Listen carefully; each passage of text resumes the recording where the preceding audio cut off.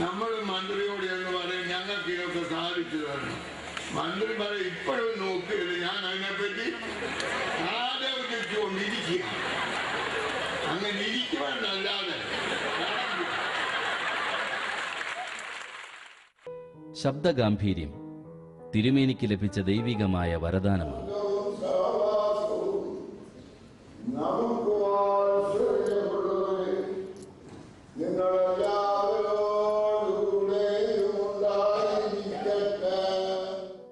ചെറുപ്പകാലത്ത് അദ്ദേഹത്തെ ഏറ്റവും ആകർഷിച്ചിരുന്ന വ്യക്തിത്വങ്ങളിലൊന്ന് മഹാത്മാഗാന്ധിയുടേതായിരുന്നു.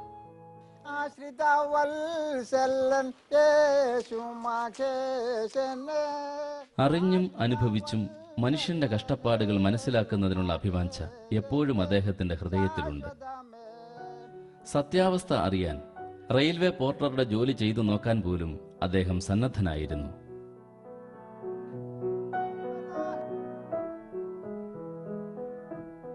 സ്നേഹിക്കുന്ന സംസ്കാരത്തിന്റെ പ്രണേതാവെന്നതിലുപരി അധ്വാനിക്കുന്നവന്റെയും അശരണരുടെയും ആശങ്കകളിലും ആകുലതകളിലും പങ്കാളിയാകാനാണ് തിരുമേനി ശ്രദ്ധിക്കാറുള്ളത്.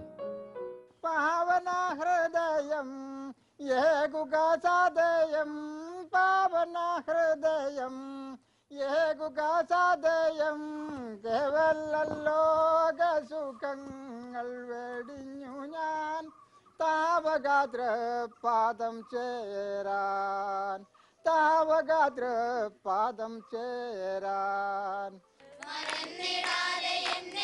വാചികവും പ്രായോഗികവുമായ ഫലിതത്തിന്റെ അതിർവരമ്പുകൾ പലപ്പോഴും ഇവിടെ അലിഞ്ഞലിഞ്ഞില്ലാതാകുന്നു.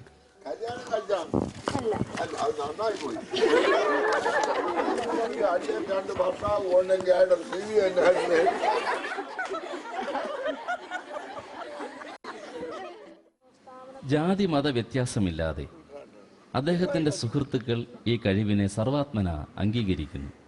അദ്ദേഹത്തെ സംബന്ധിച്ചിടത്തോളം ചില പ്രത്യേകതകൾ എൻ്റെ മനസ്സിൽ പതിഞ്ഞ ചില പ്രത്യേകതകളുണ്ട്. ഈ എത്ര ഉന്നതനായാലും ഇത്രയേറെ എളിമയോടുകൂടിയും സരസമായിട്ടും കാര്യങ്ങൾ പറഞ്ഞ് ഫലിപ്പിക്കാനുള്ള കഴിവ് അത് അതുല്യമായ കഴിവാണ്. അത് ആർക്കും ശ്രദ്ധിക്കുന്നതല്ല. ഈ സംഭാഷണത്തിൽ വിരസമായി സംഭാഷണം നടത്താൻ വലിയ ബുദ്ധിശക്തിയൊന്നും വേണ്ട. സരസമായി സംഭാഷണം നടത്തണമെന്നുണ്ടെങ്കിൽ അത് ജന്മനായുള്ള കഴിവുണ്ടായിരിക്കണം, ഫലിതപ്രിയനായിരിക്കണം. ഇത് ജീവിതത്തിലുടനീളം ചിരിച്ച് ഫലിതപ്രിയനായി കഴിഞ്ഞ് എല്ലാവരെയും സന്തോഷിപ്പിക്കത്തക്കവണ്ണ ഒരു വലിയ അനുഗ്രഹമുള്ള മനുഷ്യനാണ് അദ്ദേഹം. ഈ മസനപ്സ സഹനത്തിൻ്റെയും സന്യാസത്തിൻ്റെയും മുൾമുടിയാണ്. ഈ അരക്കച്ച സേവനത്തിൻ്റെതാണ്. ഈ അംശവടി അധികാരത്തിൻ്റെതല്ല, അജപാലനത്തിൻ്റെതാണ്.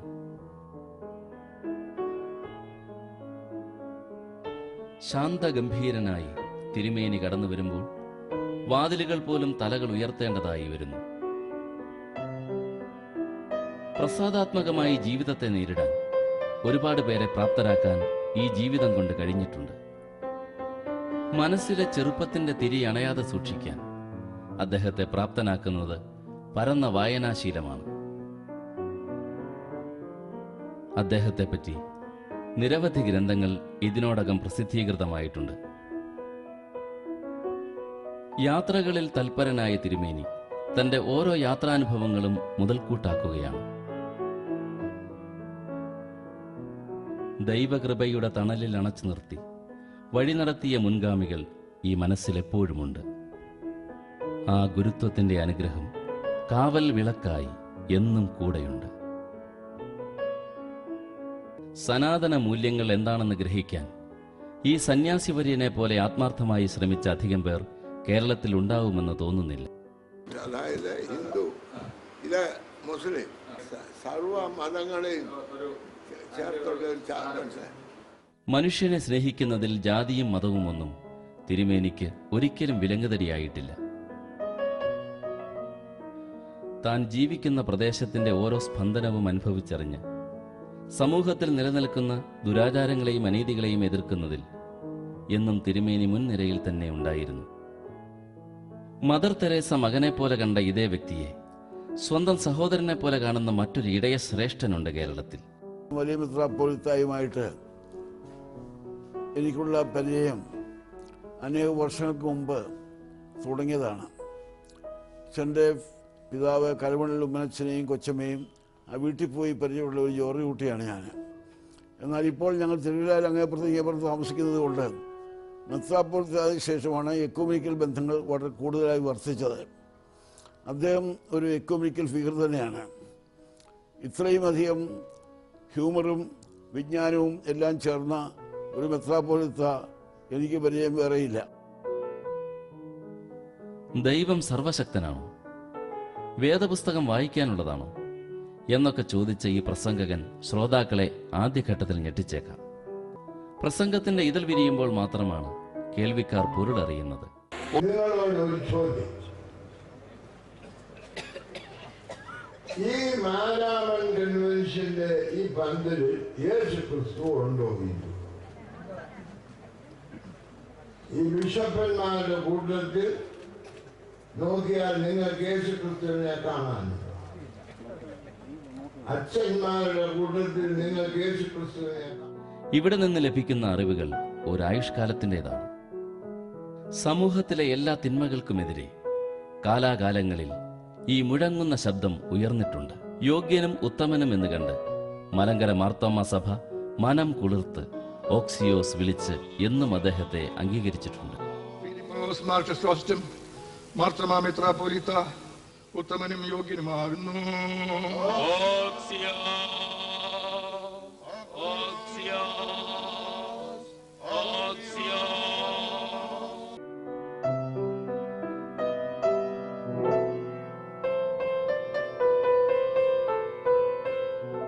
മതമൈത്രിയുടെയും എക്യുമെനിസത്തിൻ്റെയും മേഖലകളിൽ ഗണ്യമായ സംഭാവനകളാണ് തിരുമേനി അർപ്പിച്ചിട്ടുള്ളത്. ഇരുൾ മൂടിക്കിടന്ന എത്രയോ പെരുവഴികളിൽ സ്നേഹത്തിൻ്റെ ഈ കൈത്തിരി വെളിച്ചം പകർന്നിരിക്കുന്നു. ആതുരസേവനത്തിൻ്റെ പാതയിൽ സഭയെ നയിക്കുന്നതിന് ഏറെ സമയവും സമ്പത്തും തിരുമേനി വിനിയോഗിച്ചിട്ടുണ്ട്.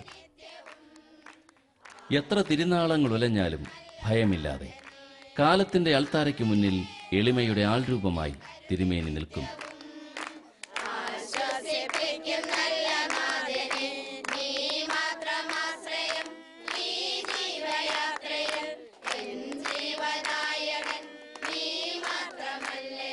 കേൾക്കാൻ ആകാശവും ചെവി ചായ്ക്കാൻ ഭൂമിയുമുള്ള കാലത്തോളം ഈ വാക്കുകളുടെ പ്രസക്തി നഷ്ടമാവുന്നില്ല.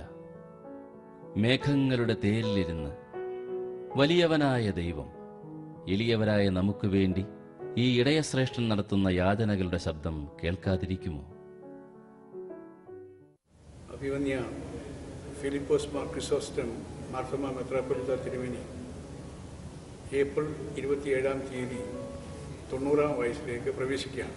നവതി ആഘോഷം വ്യത്യസ്തമായ രീതിയിൽ മാർത്തോമാ സഭ ക്രമീകരിച്ചിരിക്കുന്നു. 1500 ഭവനരഹിതർക്ക് വീട് നിർമ്മിച്ച് നൽകി അവരുടെ സന്തോഷത്തിൽ ആനന്ദിക്കുന്നതിനായിരുന്നു ക്രമീകരണം ചെയ്തിരിക്കുന്നത്. നവതി വർഷത്തിലേക്ക് പ്രവേശിക്കുന്ന മെത്രാപ്പൊലീത്ത തിരുമേനിക്ക് സഭാംഗങ്ങളുടെ പേരിലും കേരളത്തിലെ മാത്രമല്ല ആഗോള സഭയുടെ പേരിലും എല്ലാ വിശ്വാസികളുടെ പേരിലും സർവമംഗളങ്ങളും ആശംസകളും അഭിവാദനങ്ങളും ഈ സന്ദർഭത്തിൽ അർപ്പിക്കുന്നതിന് എനിക്കതിയായ സന്തോഷമുണ്ട്.